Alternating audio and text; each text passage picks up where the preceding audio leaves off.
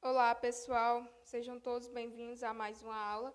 Nesta aula de hoje, nós continuaremos falando sobre campo elétrico, a segunda parte referente, certo? Sou José de Araújo e vamos começar mais uma aula. Então, iremos começar essa aula falando sobre o poder das pontas. O que é, né? Vamos saber o que é esse poder das pontas. O poder das pontas, pessoal, nada mais é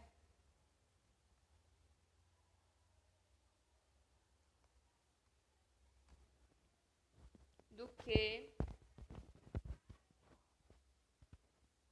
uma teoria, né? Experimentalmente, constata-se que o modo da densidade superficial de cargas em um condutor eletrizado, ele é maior nas regiões em que ele possui menor raio de curvatura. Regiões de maior curvatura, como ilustrado na figura que eu trouxe para vocês.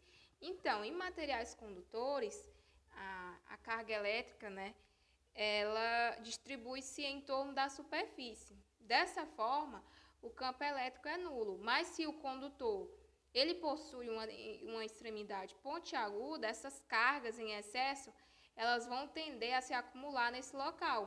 Então, esse fenômeno é chamado de poder das pontas. De acordo com essa teoria, a carga elétrica ela é distribuída na superfície de um corpo pontiagudo que tem a tendência de se acumular nas pontas, tornando assim o ar condutor nas proximidades desses locais.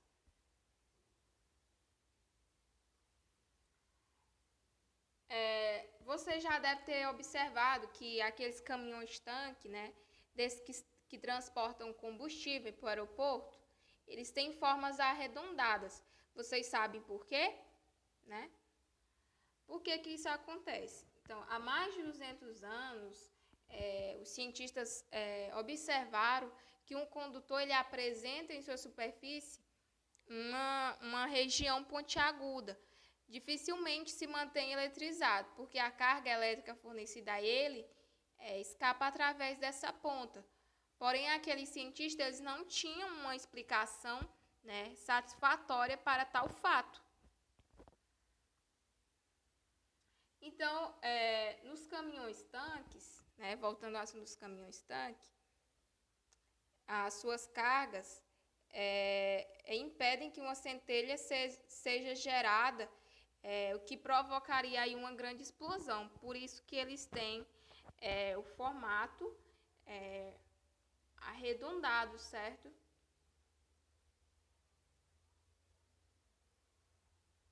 Porque se eles têm as suas extremidades arredondadas para que essas cargas elas não se acumulem em uma das suas pontas, certo? Porque se isso acontecesse, isso aconteceria, haveria uma terrível explosão, certo? E também, o que a gente pode ver esse fenômeno, né? Em virtude disso, o campo elétrico nas regiões, né? Ele é bem mais intenso do que nas regiões mais planas do condutor. É devido a esse fato que não se recomenda, em dias de chuva, você se abrigar embaixo de árvores ou em locais mais altos, porque você pode estar sujeito a ter qualquer tipo de acidente, levar uma descarga elétrica, certo? Então, não é aconselhável. Então, aí eu trouxe a figura para vocês, né? Que a carga, onde a gente vê que a carga elétrica ela está se acumulando na ponta do condutor. Nas regiões regulares, a carga ela fica distribuída uniformemente. Em virtude dessa alta concentração de cargas, o campo elétrico e a densidade das cargas são muito maiores nas extremidades de qualquer objeto pontiagudo. É por esse princípio, né, como eu já tinha falado, ficar debaixo das árvores, regiões desprotegidas, não é recomendado para você esperar a tempestade passar, porque a árvore e o corpo humano, elas podem servir aí como pontas em relação ao solo e atrair raios. E também esse poder das pontas está relacionado sobre a questão do funcionamento dos para-raios, né? Os raios, eles podem causar diversos danos, tanto na natureza material como para a saúde, podendo causar até a morte, né? A finalidade de um para-raio é evitar que esses raios eles causem esses danos. Então, Benjamin Franklin, ele constatou a natureza elétrica dos raios ao empinar uma pipa com uma chave dependurada, né, na ponta em um dia chuvoso. Então, o que ele observou? Ele observou o surgimento de faísca nas chaves penduradas e ele passou a estudar como é que essa forma de eletricidade ela poderia ser útil. Então, os seus estudos levaram à invenção do para-raios.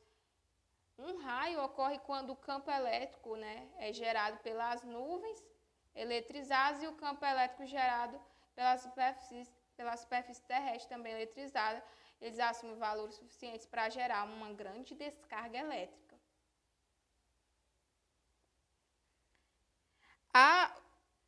O poder das pontas, eles têm densidade, eles têm módulo ainda maior em regiões pontiagudas, né, o que lhe confere um comportamento conhecido como o poder das pontas, como eu já tinha falado. Assim, devido à maior concentração de cargas, né, o campo elétrico ele é mais intenso das regiões pontiagudas que nas regiões nas vizinhanças de outras regiões do condutor. E agora nós iremos falar sobre o campo elétrico criado por um condutor eletrizado. Para um condutor eletrizado em equilíbrio eletrostático, são válidas as seguintes observações. O vetor campo elétrico ele é nulo nos pontos internos do condutor. Se o campo não fosse nulo, surgiriam forças nos portadores de carga elétrica livre existentes nessas regiões, provocando assim um deslocamento de um local para o outro. Esse fato que contraria a hipótese inicial de termos o condutor em equilíbrio estático, certo? Então, nós temos o E interior igual a zero. O vetor campo elétrico em cada ponto da superfície externa do condutor, ele é perpendicular. Ele é perpendicular a ela, possuindo uma intensidade proporcional a esse módulo da densidade superficial de cargas da região considerada, ok? Agora nós iremos falar sobre um campo elétrico criado por um condutor esférico eletrizado. Uma superfície esférica, ela tem a mesma curvatura em todos os seus pontos. Por isso, em um condutor esférico solitário e eletrizado, a densidade superficial de cargas é a mesma em todas as regiões de uma superfície externa que se apresenta, portanto, ela é uniformemente eletrizada. As observações a respeito de campo elétrico feitas no item anterior, elas também são válidas para esse tipo de condutor esférico em equilíbrio eletrostático. Dentre eles, interessa-nos destacar o fato do campo elétrico ser nulo também nos pontos internos, certo? Então, o Ezinho é igual a zero. Aí eu trouxe para vocês, a representação gráfica da intensidade do campo elétrico em função da distância medida a partir do centro da esfera. O aspecto desse gráfico ele independe do sinal da carga da esfera. Então, nós vemos aqui o campo elétrico criado por um condutor esférico eletrizado. Tudo que foi descrito vale para um condutor esférico tanto maciço ou oco. Em ambos os casos, os portadores de carga elétrica em excesso, eles se distribuem apenas na superfície externa desse condutor, produzindo os mesmos efeitos nas duas situações, ok? Devido à simetria da esfera e também da distribuição uniforme de cargas na sua superfície, para calcular a intensidade do vetor campo elétrico em pontos externos, tudo se passa como se toda a carga ela estivesse concentrada no centro da esfera. Portanto, para uma esfera condutora de raio R, eletrizada com a carga Q, a intensidade do campo elétrico em um ponto P, situado a uma distância do seu centro, fica determinada por E igual, o K vezes o Q, dividido pela distância ao quadrado. Então, nós temos aí uma esfera condutora de raio R e com uma carga Q, que é a intensidade do campo elétrico em um ponto P, situado à distância D. Em um ponto muito próximo dessa superfície da esfera, a distância D, que é o Dzinho, ele torna-se praticamente igual ao raio da esfera, ok? Assim, fazendo o D igual o R mais ΔR, com o ΔR tendendo a zero, a intensidade do vetor campo elétrico ela fica determinada por essa expressão, K vezes o Q dividido pelo R ao quadrado, que o nosso R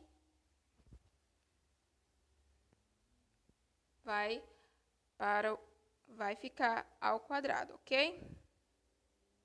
Então, essa fórmula para calcular quando o ponto ele ficar muito próximo da superfície da esfera.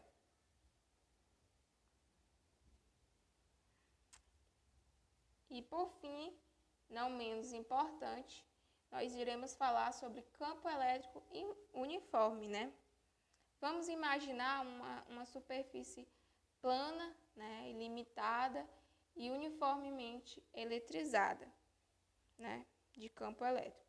Então, nós vamos definir, o que é um campo elétrico uniforme. Um campo elétrico nada mais é que uma região do espaço onde o vetor representativo do campo tem em todos os pontos a mesma intensidade, a mesma direção e o mesmo sentido. É importante falar sobre o quê? No campo elétrico uniforme, as linhas de formação, elas sempre são representadas por segmentos de retas paralelas entre si, ok? Elas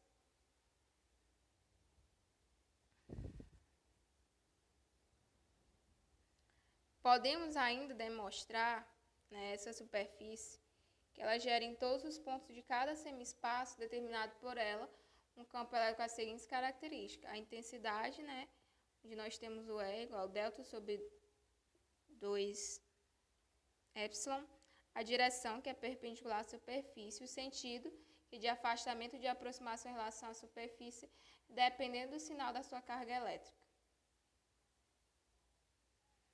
E é importante, como eu já tinha falado, em um campo elétrico uniforme, as linhas de força elas são representadas por segmentos de retas paralelos entre si, igualmente orientados e igualmente espaçados, como representa a figura a seguir, certo? Elas não podem ser maior, por exemplo, a linha primeira ela não poderia ser, quando uma é 10, todas são 10, quando é uma 20, todas são 20, certo? Então, elas são paralelas, são igualmente orientadas e igualmente espaçadas uniformemente, ok? Então, pessoal, eu espero que todos tenham compreendido o conteúdo e até a próxima.